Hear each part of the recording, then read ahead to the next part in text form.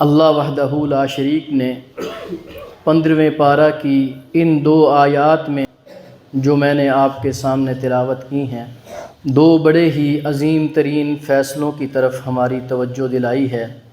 بنیادی طور پہ یہ صرف 2 فیصلے ہی نہیں بلکہ ایسے فیصلے ہیں کہ ان دونوں فیصلوں کے ماننے والے جو ہیں ان کے لیے اللہ نے اپنی شان و شوکت والی جنت کا انتخاب کیا ہے، اور جو ان دونوں فیصلوں سے اعراض کرنے والے لوگ ہیں ان کا ٹھکانہ جہنم ہے۔ جو لوگ ان دونوں فیصلوں کو مانتے ہیں اللہ ان سے راضی ہوتا ہے، جو ان دونوں فیصلوں کو نہیں مانتے رب ان سے ناراض ہوتا ہے۔ پہلا فیصلہ یہ ہے وَقَضَىٰ رَبُّكَ، تیرے رب کا یہ فیصلہ ہے إِلَّا إِيَّاهُ وَقَضَىٰ رَبُّكَ أَلَّا تَعْبُدُوا إِلَّا إِيَّاهُ، کہ رب کے سوا اپنی زندگی میں کسی اور کو شریک نہ ٹھہرانا۔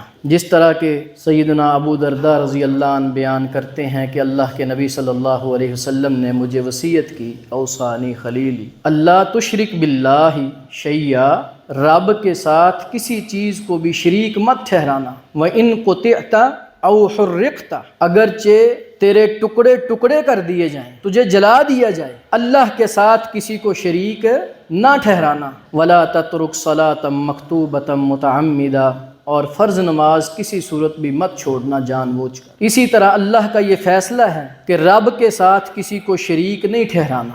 اور دوسرا فیصلہ کیا ہے وَبِالْوَالِدَيْنِ إِحْسَانًا، اپنے والدین کے ساتھ ہمیشہ اچھا سلوک کرنا۔ میرے ایک دوست نے گزارش کی کہ آپ جمعہ کا خطبہ اس موضوع پہ پڑھائیں کہ والدین کے اولاد کے ذمہ حقوق کیا ہیں، تو میں نے کہا انشاءاللہ میں ضرور گوشگوار کروں گا، اللہ رب العزت ہم سب کو عمل کرنے والا بنا دے۔ اور یہ والدین کے ساتھ اچھا سلوک کرنا کتنا اہم ہے، رسول اللہ صلی اللہ علیہ وآلہ وسلم نے فرمایا رضا الربی فی رضا الوالدی، اگر تم اس دنیا میں رہتے ہوئے چاہتے ہو کہ تمہارا رب آسمان پہ تمہارے اوپر راضی ہو جائے تو پھر اس چیز سے جان پہچان لیجئے، اگر اس دنیا پہ تمہارے والدین تمہارے اوپر راضی ہیں تو رب کی رضا بھی اسی میں ہی ہے، اگر یہ دنیا میں راضی ہوں گے اللہ آسمان پہ تجھ پہ راضی ہو جائے گا۔ وَسَخَطُ الرَّبِّ فِي سَخَطِ الْوَالِدِ، اگر دنیا میں تیرے والدین تیرے اوپر ناراض ہیں تو یہ یاد رکھنا آسمان پہ اللہ تیرے اوپر ناراض ہے۔ اور اس موضوع کو اللہ رب العزت نے اتنے تفصیلی انداز میں بیان کیا کہ انسان کی عقل دھنگ رہ جاتی ہے۔ اگر ہم قرآن پاک سے پوچھیں کہ اللہ ہمیں تیرے قرآن سے رہنمائی چاہیے کہ ہم اپنے والدین کے ساتھ کس طرح کا سلوک کریں، تو قرآن پاک کے پہلے پارہ سے لے کے اللہ رب العزت کے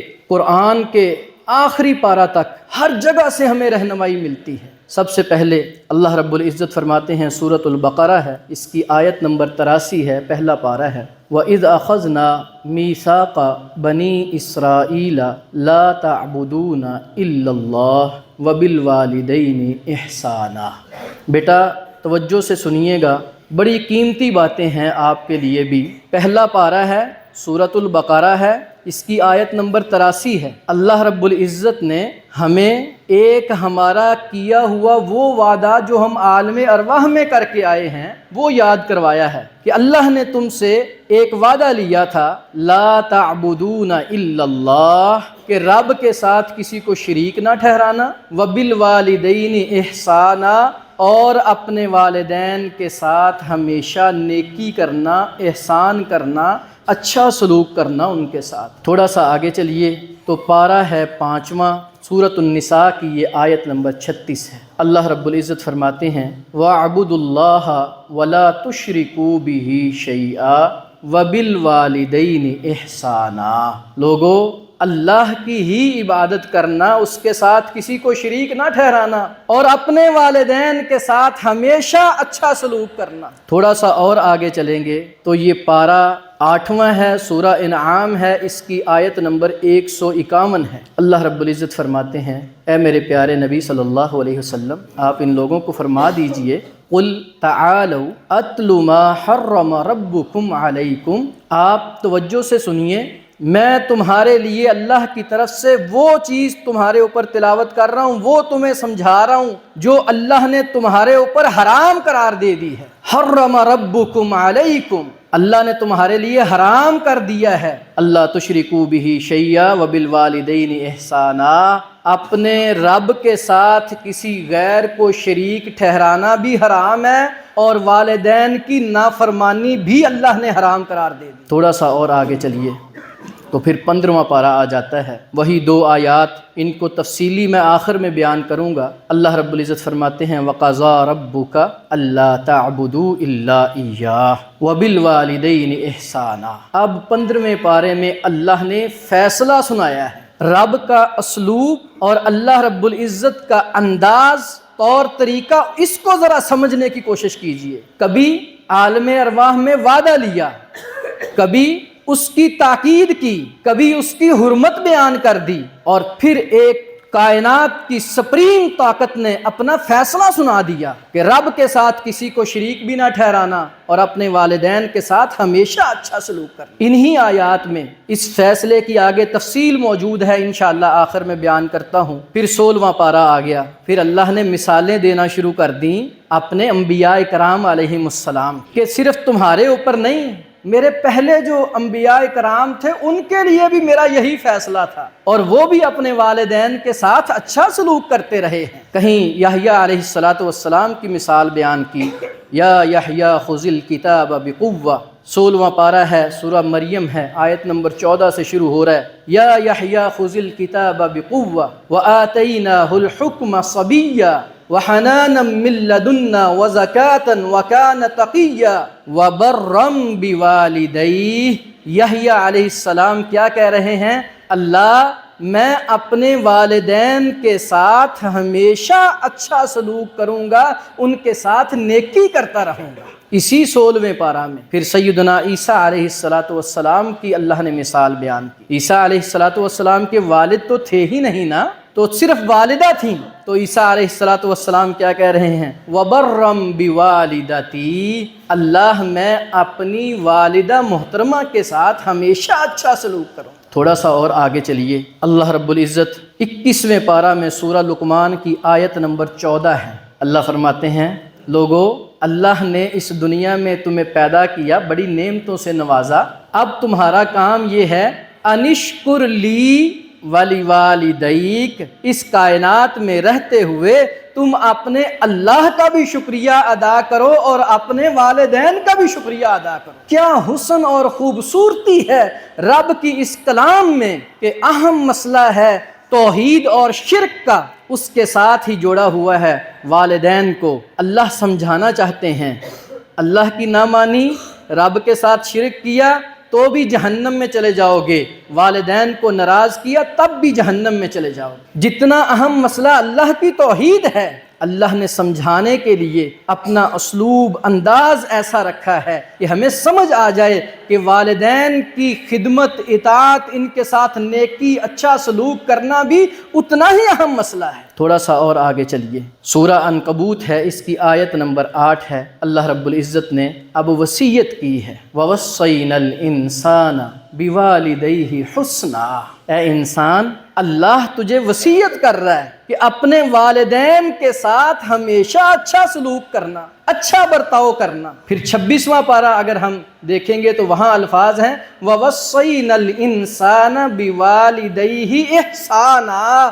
لوگو، اللہ کی تمہیں وصیت ہے کہ اپنے والدین کے ساتھ ہمیشہ احسان کرنا۔ اللہ رب العزت نے پورے قرآن میں ایسی مثالیں بیان کر دیں کس طرح سے احسان کرنا ہے، کس طرح سے نیکی کرنی ہے، کس طرح سے ان کے ساتھ اچھا سلوک کرنا ہے تم لوگوں نے۔ کہیں اللہ نے سیدنا یوسف علیہ السلام کا قصہ بیان کر دیا کہ ایک میرے بندے یوسف، اللہ کے نبی یوسف علیہ السلام تھے، انہوں نے بڑی مشکلیں بھی جھیلیں، بڑی قید و بند کی صعوبتیں بھی برداشت کیں۔ پھر ایک وقت آیا، اللہ نے یوسف علیہ السلام کو مصر کا بادشاہ بنا دیا۔ وہ یوسف جب مصر کے تخت کے اوپر بیٹھے ہوئے ہیں، رب کے قرآن نے نقشہ کھینچا ہے، والدین ملنے کے لیے آئے ہیں، اور یوسف علیہ السلام دیکھا اپنے اماں ابا کو اور اس تخت کو چھوڑا تخت سے نیچے اتر کے بیٹھ گئے اور کہا وَرَفَعَ أَبَوَيْهِ عَلَى الْعَرْشِ، امی جان، ابو جان، یہ تخت جو ہے اس کے اصل اہل آپ ہیں، آپ تخت پہ بیٹھیں گے، آپ کا بادشاہ بیٹا زمین پہ بیٹھے گا۔ کیا اسلوب اور طریقے سکھائے ہیں اللہ رب العزت نے والدین کی خدمت کے، کس طرح سے ان کا خیال رکھنا ہے۔ وَبِالْوَالِدَيْنِ إِحْسَانًا إِمَّا يَبْلُغَنَّ عِنْدَكَ الْكِبَرَ أَحَدُهُمَا أَوْ كِلَاهُمَا، جب تم جوانی کی طرف آ جاؤ، تمہارا خون گرم ہوگا، بڑا جوشیلا ہوگا، اور وہ بیچارے بوڑھے ہو چکے ہوں گے، ان کا خون ٹھنڈا ہو رہا ہوگا، تمہارے اپنے جذبات ہوں گے۔ ہاں ایک وقت آئے گا تم اپنے گزرے ہوئے وقت کو بھول چکے ہوگے کہ کبھی ایسا بھی ہوتا تھا، مجھے تو اتنی بھی تمیز نہیں تھی کہ ماں کے پیٹ کے اوپر میں لیٹا ہوا ہوں، 1-2 سال عمر ہے، ماں کے پیٹ پہ لیٹا ہوں، مجھے اتنی بھی تمیز نہیں تھی کہ ماں کے پیٹ پہ پیشاب کرنا ہے یا نہیں کرنا۔ تو نے ماں کے پیٹ کے اوپر بھی پیشاب کیا، سردیوں کی ٹھٹھرتی ہوئی رات میں ماں نے اس کو بھی برداشت کیا، اپنی نیند بھی قربان کی، اپنے بیٹے کو ایک لمحے کے لیے گیلا نہیں رہنے دیا، اس کا لباس پھر تبدیل کیا، ہر آدھے گھنٹے بعد تو پھر پیشاب کر دیتا تھا۔ اب کیا ہو رہا ہے؟ اب یہ جوان ہے، بابا جی بوڑھے ہو گئے ہیں، اب اس سے نیچے بات ہی نہیں ہوتی۔ آپ کو کیا پتا ہے؟ آپ کو تو دنیا کے رکھ رکھاؤ کا ہی نہیں پتا۔ بے شرمی کی بھی کوئی حد ہوتی ہے۔ چودھری صاحب پتا تمہیں ہی نہیں تھا، تیرے لیے تو یہ الفاظ کائنات میں بنے ہی نہیں۔ ہاں تیرے لیے جو شریعت نے الفاظ بنائے ہیں ان کو سیکھ، جینا سیکھ اس دنیا میں۔ اگر کوئی زندگی تو جینا چاہتا ہے تو رب کی شریعت یہ کہتی ہے، 15واں پارہ ہے، اللہ رب العزت فرماتے ہیں اما یبلغن عندک الکبر احدہما او کلاہما، تو جوان ہو جائے، تیرے والدین بوڑھے ہو جائیں، دونوں یا دونوں میں سے کوئی ایک تیرے مقدر اچھے تیرے نصیب میں ہو جائیں، فلا تقل لہما اف، تو اپنے ان کے کسی کیے ہوئے کام پہ اپنی ناگواری کا اظہار کرنے کے لیے فلا تقل لہما اف، اپنی زبان سے لفظ اف بھی نہیں نکال سکتا۔ یہ کسی ایک فقہ کا مسئلہ نہیں بیان کر رہا، میں کسی ایک فقہ کے مسئلے کا قائل ہی نہیں ہوں، سب فقہ میری اپنی ہیں۔ میں امام ابو حنیفہ رحمۃ اللہ علیہ کو بھی مانتا ہوں، امام شافعی رحمۃ اللہ علیہ کو بھی مانتا ہوں، امام مالک رحمۃ اللہ علیہ کو بھی مانتا ہوں، امام احمد بن حنبل رحمۃ اللہ علیہ کو بھی مانتا ہوں، امام بخاری بھی میرے ہیں، امام مسلم بھی میرے ہیں، امام ترمذی بھی میرے ہیں، امام مالک بھی میرے ہیں۔ ایک ایک اللہ کے عام بندے سے لے کے مسلمان تک، مسلمان سے لے کے اولیاء اللہ تک، ائمہ اکرام تک، محدثین تک، ہر کسی کی بات کا احترام ہے، لیکن میں جب بھی یہاں بات کرتا ہوں میری کوشش ہوتی ہے یا اللہ کے قرآن کی بات ہو یا سیدنا محمد الرسول اللہ صلی اللہ علیہ وسلم کی بات ہو۔ میں تو اللہ کا قرآن بیان کر رہا ہوں اور اس کی بھی کوئی تفسیر نہیں بیان کر رہا، من و ان ترجمہ بیان کر رہا ہوں، جو رب نے فیصلہ دیا ہے، جو سپریم کورٹ آف کائنات کا سب سے سپر طاقت کا جو فیصلہ آیا ہے، میں تو وہ تمہیں سنا رہا ہوں، نہ میں کو اپنی بات کرنے کا قائل ہی نہیں ہوں۔ اللہ فرماتے ہیں اما یبلغن عندک الکبر احدہما او کلاہما فلا تقل لہما اف۔ عربی لغت کی کتابیں کھولیے، یہاں پڑھی ہوئی ہے لغت کی کتاب المنجد یہاں موجود ہے، القاموس الوحید موجود ہے، پھر اس میں سے نکالیے کہ کسی بھی ناگواری کا اظہار کرنے کے لیے جو عربی لغت میں سب سے ہلکا ترین لفظ استعمال ہوتا ہے وہ کیا ہے؟ وہ لفظ اف ملے گا تمہیں۔ یہ ہمارے ہاں بھی عام فہم استعمال ہونے والا لفظ ہے، اللہ نے یہی لفظ استعمال کیا ہے۔ ہم کہاں کھڑے ہیں؟ کہاں ہیں ہماری نمازیں؟ کہاں ہیں ہمارے روزے؟ کہاں ہیں ہمارے صدقات؟ کہاں ہیں ہمارے حج عمرے؟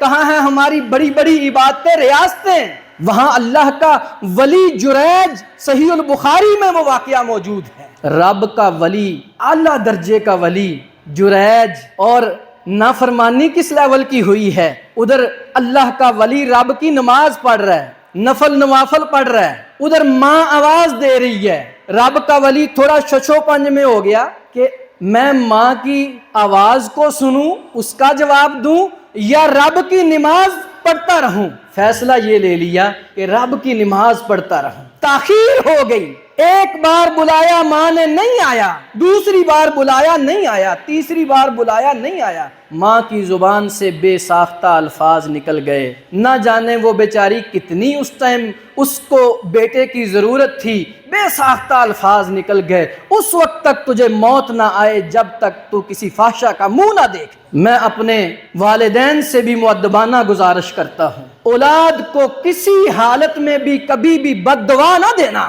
رب کی کرسی اور تمہاری بد دعا کے درمیان بھی کوئی پردہ حائل نہیں ہوتا۔ وقت آیا، ایک خاتون نے بیٹا بچہ اٹھایا ہوا ہے، محلے والوں نے پوچھا تیری تو شادی نہیں ہوئی، بچہ کہاں سے آ گیا؟ کہتی ہے وہ اللہ کا ولی جو بنا پھرتا ہے نا جریج، اس کا بچہ ہے۔ یہاں ہمارے ہاں بھی تحقیق تو ہوتی نہیں، اس وقت بھی تحقیق نہیں تھی، کسی نے پوچھا نہیں، کوئی تحقیق نہیں کی، گئے جا کے اس بیچارے اللہ کے ولی کو مار مار کے اس کا گھر بھی تباہ کر دیا۔ جب لوگ تھک ہار گئے تو اللہ کا ولی کہتا ہے مجھے یہ تو بتاؤ میرا جرم کیا ہے؟ کہنے لگے اچھا منہ مومنا کم شیطانہ، ایتھے نمازاں پڑھنا ہے، ادھر نال وہ حرام دا بچہ کس دا ہے؟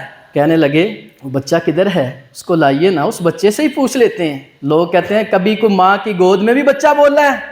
وہاں اس بچے نے بول کے گواہی دی کہ ہاں میں اس اللہ کے ولی کا بیٹا، اس کی اولاد نہیں ہوں، اس کی ناجائز اولاد میں نہیں، میں تو فلاں بکریوں کے چرواہے کی اولاد ہوں۔ لوگ اسی وقت منت سماجت کرنا شروع، اللہ کے واسطے ہمیں معاف کر دینا، ہم سے غلطی ہوگی۔ کہنے لگا نہیں، مجھے بھی پتہ ہے میرا وہ جرم نہیں، میرا جرم میری ماں کی بد دعا ہے، ماں کا کہنا نہ ماننا میرا جرم تھا۔ اللہ کیا فرماتے ہیں؟ فَلَا تَقُلْ لَهُمَا اُفٍّ، اپنے والدین کے ساتھ تم کسی ناگواری کا اظہار کرنے کے لیے اپنے ماں باپ کو اف بھی نہیں کہہ سکتے۔ وَلَا تَنْهَرْهُمَا، دوسری ہدایت، ان کو جھڑک نہیں سکتے۔ یا اللہ ہم تو بڑے نادان ہیں، بڑے کمزور ہیں، یا اللہ ہمیں تو بڑے غصے آ جاتے ہیں، اللہ ہم پھر کیا کریں؟ جھڑکیں بھی نہ، اف بھی نہ کریں، پھر ہم کریں تو کریں کیا؟ اللہ فرماتے ہیں ہاں تمہارا رب ہے نا تمہیں سمجھانے والا۔ وَقُلْ لَهُمَا قَوْلًا كَرِيمًا، اللہ میں تیری شان پہ قربان کہ تو نے مجھے وہ مذہب، وہ دین اسلام جیسی نعمت سے نوازا جس نے ایک ایک پن پوائنٹ پہ ایک ایک چیز کو کھول کھول کے واضح کر کے بیان کر دیا۔ اور جب بھی تم نے اپنے والدین سے بات کرنی ہو، وَقُلْ لَهُمَا، تم میں سے کوئی بھی بات کرنا چاہے ان کے ساتھ، دونوں کے، اپنی ماں اور اپنے باپ کے ساتھ، قولاً کریما، پہلے تولو پھر بولو، پہلے الفاظ ڈھونڈو، غصہ نہیں کرنا ان کے ساتھ، شریعت تمہیں اجازت ہی نہیں دیتی، غصہ تو عقل کو کھا جاتا ہے۔ پہلے تحمل سے ان کے لیے کچھ الفاظ کا چناؤ کرو، نرمی والے، کرم والے، رحم والے، پیار والے، محبت والے، وہ الفاظ جو تمہارے زبان سے نکلے ہوئے الفاظ ان کے دل کے لیے بھی کبھی تکلیف کا سبب نہ بنے۔ 3 ہدایات ہو گئیں، چوتھی ہدایت کیا ہے؟ وَاحْفِظْ لَهُمَا جَنَاحَ الذُّلِّ مِنَ الرَّحْمَةِ، جب یہ 3 کام تم کر لو گے تو پھر تمہارا چوتھا کام یہ ہے کہ اپنے والدین کے لیے اپنے بازوؤں کو بچھا دیجئے، اپنے ذل، اپنے بازوؤں کو ان کے لیے نرمی سے بچھا دیں۔ کبھی ان کو تمہاری ضرورت پڑے تو پورا مہینہ ان پہ پہرا دیں، ان کو تمہاری ضرورت پڑے اپنی دنیا جہان کے کام ترک کر دیں۔ اللہ کی قسم ممبر رسول پہ کھڑا ہوں، آپ کے اس ماڈل ٹاؤن کے ان لوگوں میں سے جو ہمارے پاکستان کے شاید ٹاپ 10 لوگوں میں سے کوئی ایک بندہ ہو، ان کو جانتا ہوں۔ باپ بیمار ہوا، میں کبھی صبح تیمارداری کے لیے گیا، دیکھا وہ مصروف ترین دنیا کا بیٹا باپ کے سر پہ کھڑا ہے، دوپہر میں گئے، شام میں گئے، جب بھی گئے اس بیٹے کو سر پہ دیکھا کہ باپ کی حفاظت کی، باپ کی قدر کی، عزت کی، اللہ نے آج دنیا میں اس کو نام دیا ہوا ہے۔ اپنے ان بازوؤں کو بچھا دیجئے۔ جب 4 کام کر لو گے، پہلا کام، توجہ سے سننا بیٹا، پہلا کام کیا ہے کہ لفظ اف بھی ناگواری کا اظہار کرنے کے لیے ہم نے اپنی زبان سے لفظ اف بھی نہیں بولنا۔ دوسرا کام، ان کو کبھی جھڑکنا نہیں۔ تیسرا کام، کبھی بھی ان کے ساتھ بدتمیزی سے بات نہیں کرنی، ہمیشہ نرم گوئی کے ساتھ بات کرنی ہے۔ چوتھا کام، اپنے بازوؤں کو ان کے لیے بچھا دیجئے۔ جب 4 کام کر لو گے نا تو پھر یہ نہ سمجھنا کہ ان کا حق ادا کر دیا ہے۔ وہ تو یمن سے ایک شخص اپنی ماں کو کندھوں پہ اٹھا کے لایا حج کروانے کے لیے، بیت اللہ کا طواف کروا رہا ہے اور اپنی زبان سے ساتھ یہ الفاظ کہہ رہا ہے کہ ماں، لوگوں کی سواریاں گھوڑے اور اونٹ ہیں، تیری سواری تیرا بیٹا ہے۔ ماں، لوگوں کی سواری بدکتی ہے، لوگوں کی سواری پھسلتی ہے، تیری سواری نہ پھسلتی ہے نہ بدکتی ہے۔ اس طرح کرتے کرتے پورا حج کروایا۔ عبداللہ بن عمر رضی اللہ عنہ بیٹھے ہوئے ہیں، آ گیا پاس، پوچھتا ہے کہ میں نے ماں کو اپنے کندھوں پہ حج کروایا ہے، میں پوچھنے آیا ہوں کیا میں نے اپنی ماں کا حق ادا کر دیا ہے؟